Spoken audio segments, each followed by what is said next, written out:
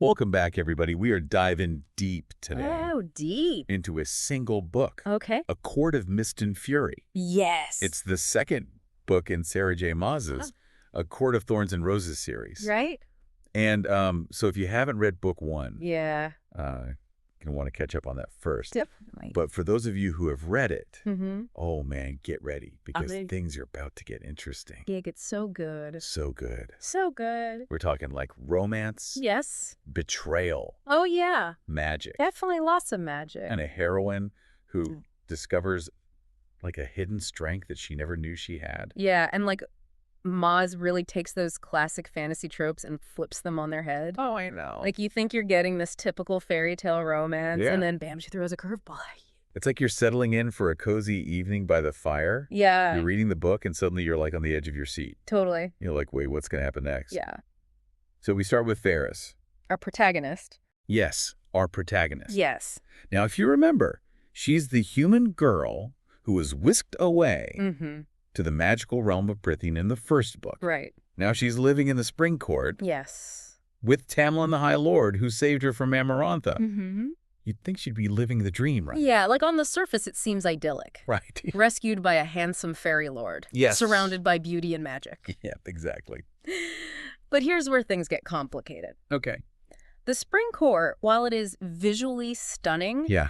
it's actually very restrictive, Okay. especially for Farah. I see. And Tamlin, though he is well-intentioned, Mm-hmm. he's incredibly overprotective, almost to the point of imprisonment. Oh, wow. He keeps her isolated. Oh, no. Controls her every move, Yeah. doesn't allow her to do anything that might put her in danger. Oh, gosh. So she's essentially traded one cage for another. Exactly. And this is where Maz really starts to explore the themes of like female agency and autonomy. Okay. Like Pharaoh might be physically safe, right? But she's emotionally stifled. Yeah. She's longing for freedom, Right. for a chance to discover who she is and what she's capable of.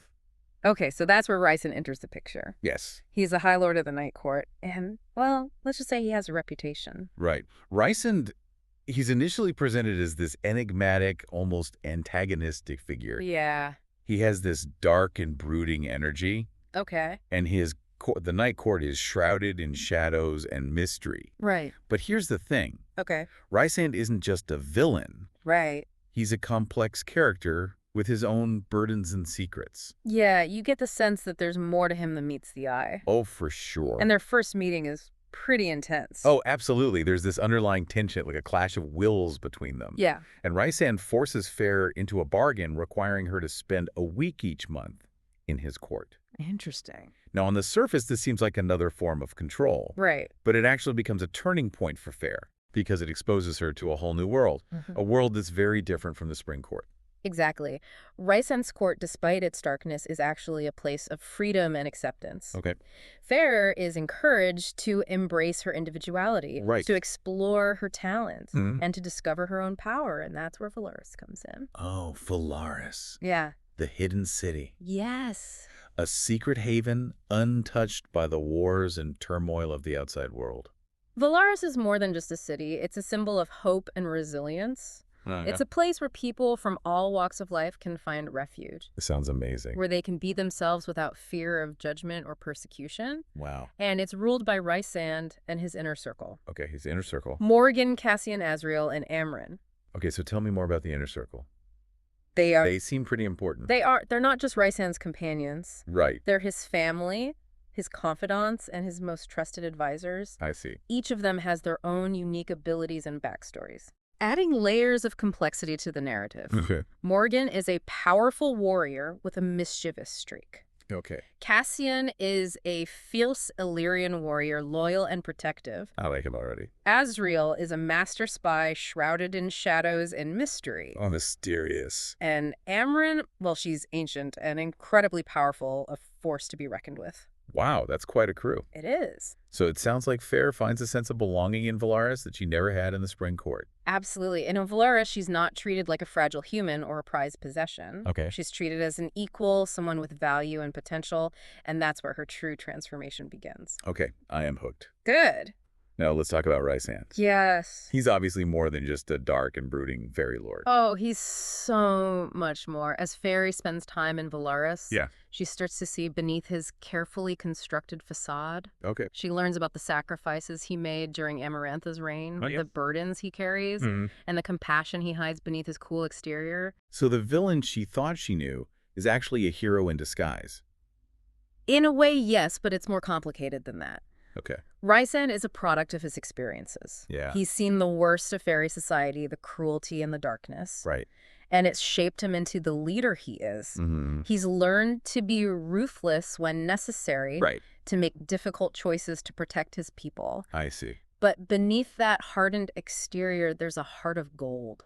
A deep sense of loyalty and love for those he cares about. And Fair starts to see that, which completely changes her perception of him. It does, and it forces her to confront her own prejudices, her own preconceived notions about the Night Court and its ruler. And that's just the beginning, because as Fair learns more about Rysand, she also starts to discover things about herself, things that were dormant, hidden beneath the surface. Exactly, and we'll delve into those discoveries in part 2 of our deep dive. So we left off with Fair kind of realizing that things in the Spring Court aren't as perfect as they might seem. Yeah, it's funny, as you're describing this, I'm reminded of how the book's title, A Court of Mist and Fury. Right. It really reflects Fair's internal state at this point. It does. Because she's caught in this mist of confusion, trying to figure out who to trust. Yeah. And while this fury is building inside of her, this rebellion against all the constraints that have been placed upon her. That's such a good point. The title works on so many levels. Yeah. And you've really hit upon a key one. Well, thanks. Fair's journey in this book. Yeah. It's all about breaking free from those constraints, both external and internal.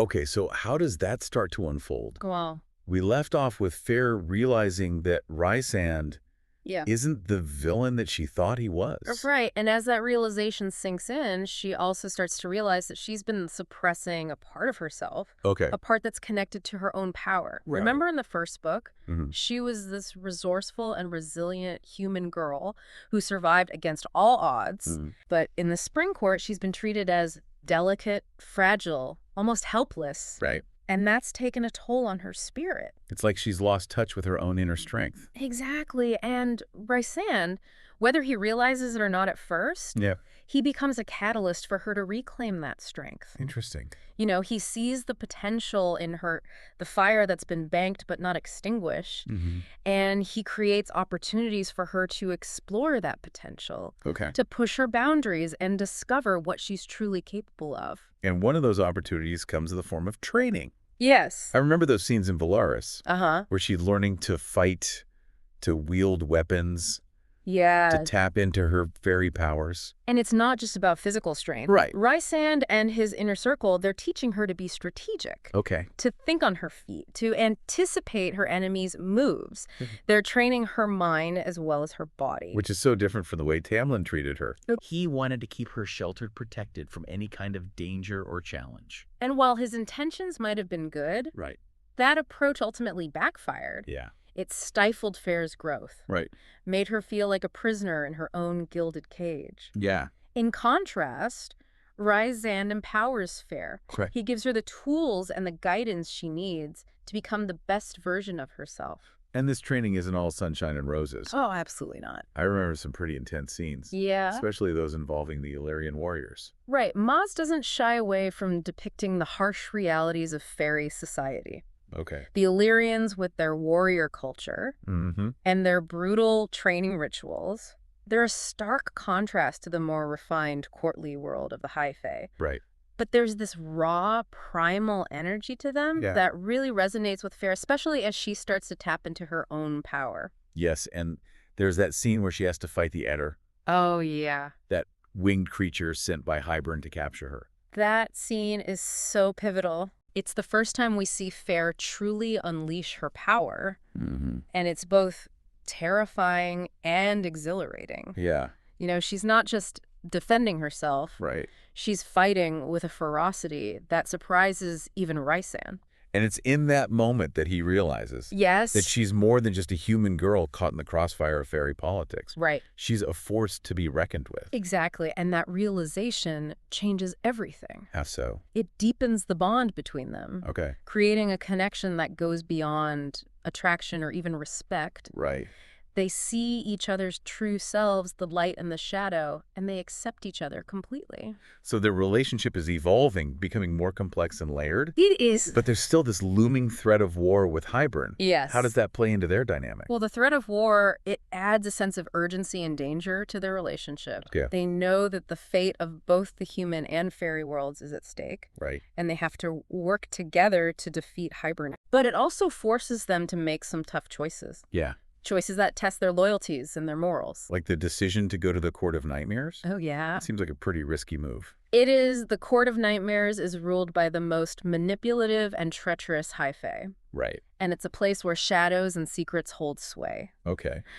But Rysand knows that Fair needs to see the true face of their enemy.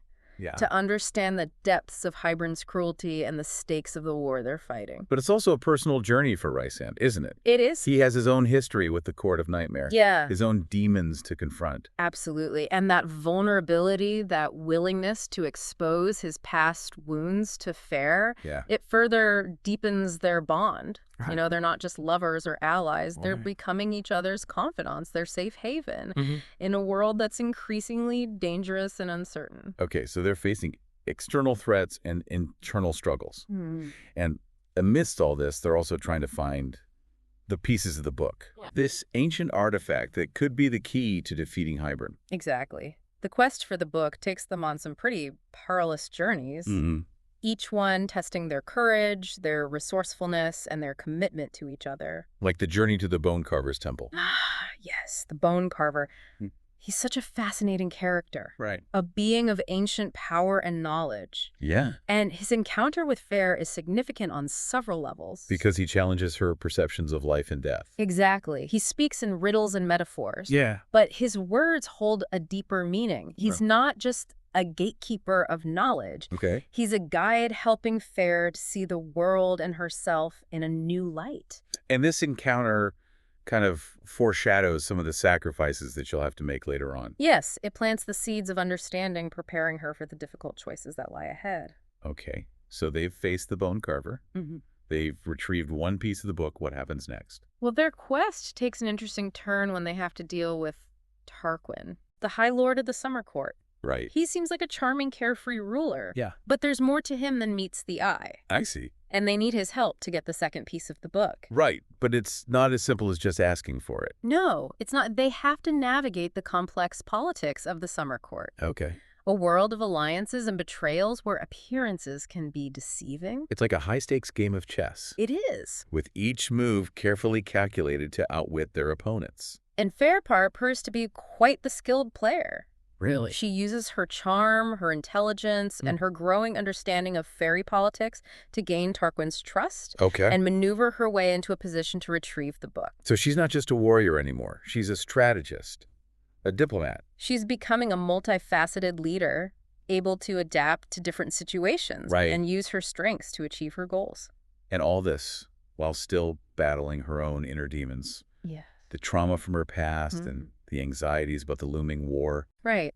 And through it all, Rysand is there for her, offering support and understanding their love for each other. It isn't just about passion. Okay. It's about trust, respect, and a shared commitment to fighting for what's right. It's a partnership that goes beyond the traditional roles of High Lord and Maid. Absolutely. They're equals partners in every sense of the word. And that partnership is about to be put to the ultimate test It is. as they face betrayal, loss, and a battle that will determine the fate of their world. So much happened in the last part. It did. We left off with Farah and Rysand flying back to Valeris. Yeah. The second piece of the book, it felt like a moment of triumph, Right. like a breath of relief Yeah. for the final showdown. Totally. And then, oh man, I know. Rysand is hit by that poisoned arrow. It was such a good move on Hybern's part. Right. It wasn't just about injuring Rysand. Okay. It was about breaking Farah. Right. Remember, she's been grappling with this fear of losing those she loves, and now her worst nightmare is unfolding right in front of her. It was so heart-stopping. Yeah. I was like, no, not Rysand, not now. Yeah. But what struck me most was Fair's reaction. Oh, yeah. She doesn't just like crumble under pressure. Yeah. She becomes this force of nature. She does. She channels her fear, her rage, her love for Rysand into action. She crashes the ship, fends off the attackers, and somehow gets him to safety. I know, it's amazing. It's a testament to her resilience and her resourcefulness and just the depth of her love. Yeah, and she knows time is running out because the poison bloodbane, Deadly. it's deadly, and she needs to find a cure fast. Right. And the only known cure is in the Spring Court. Talk about going from the frying pan into the fire. I know. This is where Fair's growth is truly evident. Okay. She has to swallow her pride, set aside her anger and resentment toward Tamlin, and return to the place that really had become a symbol of her captivity. Right. But she knows she has to do it for Rysand. And it's not just about getting the cure. It's about confronting her past. Yeah. Facing the consequences of her choices. And coming to terms with the fact that even people we thought were our saviors can become our jailers. Exactly. The Spring Court, it represents everything Fair has fought to escape from. Yeah. The control, the manipulation, the denial of her true power. So returning there is like a trial by fire? It is. It's a test of her strength and her resolve. And her encounter with Tamlin. Oh, so much tension. So much tension. He's angry, he's heartbroken, and he's desperate to get her back under his control. Yeah. But she stands her ground. She does. She's not the timid, uncertain girl that he once knew. This is one of the most powerful scenes in the book for me. Free. Because she doesn't back down. No, she does. She demands the cure. Using this blend of diplomacy and like veiled threats. It's a delicate dance. Yeah. And she navigates it brilliantly. It really shows how much she's transformed. It does. From captive to leader. Yeah, it's a testament to her evolution. But it comes at a cost. Because Tamlin betrays her. He does. He sides with Hybern, trying to save her from Rysand.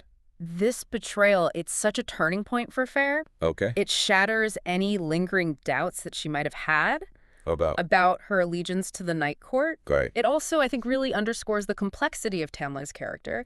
He's not purely evil. Right. He's blinded by his own pain, his own insecurities, and his inability to let go. And if things weren't complicated enough, Fair's sisters, Elaine and Nesta, they're kidnapped and taken to Hybern's court. This adds a whole new layer of emotional turmoil to the story. It does. Now, Fair's not just fighting for the survival of two worlds, but for the safety of her family. Right. And this drives her actions, fuels her determination to defeat Hybern. And then, of course, we have the final battle. The final battle. It's epic in scope. Yes. This clash of titans. That will determine the fate of Prythian and the human realm. This battle is more than just a physical confrontation. It's a clash of ideologies, a battle between darkness and light, between tyranny and freedom. And Fair is right at the center of it all.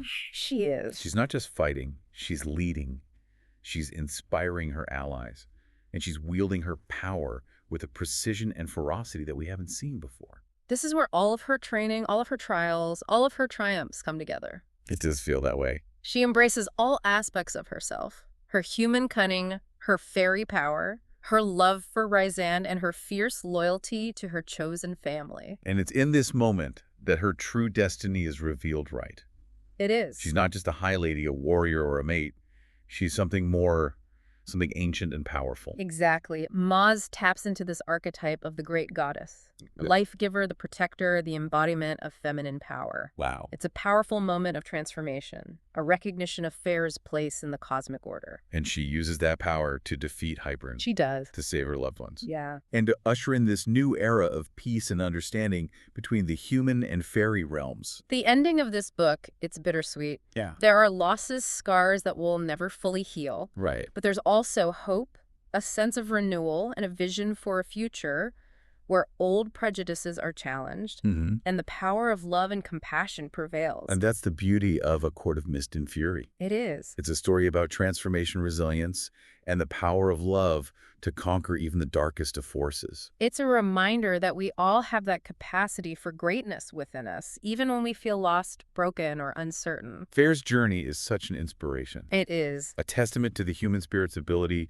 to rise above adversity and embrace our true potential. I agree. Well, that was quite a deep dive. Was. I mean, we covered so much. We did. From that oppressive atmosphere of the Jin court to the breathtaking beauty of Valaris. Yes. From the complexities of Rysand's character to that epic battle against Hybern. And we saw Fair transform from a captive to a warrior, from a pawn in someone else's game to a powerful player in her own right. It's a story that really stays with you. It does. We hope you enjoyed this deep dive into A Court of Mist and Fury. And we encourage you to continue exploring those themes we talked about: the nature of power, the complexities of love and loyalty, and the resilience of the human spirit. Until next time, keep those pages turning.